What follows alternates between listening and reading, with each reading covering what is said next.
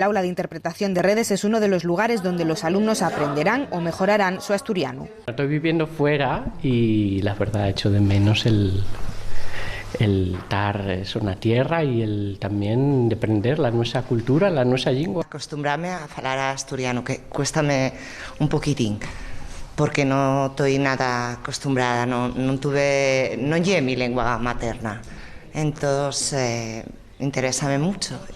Pues espero que mucho, que aprendan mucho, que lo pasen bien también, que aprovechen esta experiencia de inmersión lingüística, que lle les poques non, la única que se fai en Asturias, en asturiano, y entonces, bueno, yo creo que hay una oportunidad de valorar. Incluso los hay que quieren ser mejores profesores para sus alumnos. Pues de aprender un poco de qué va esto del alumno y de cara a ser mejor profesor en el futuro.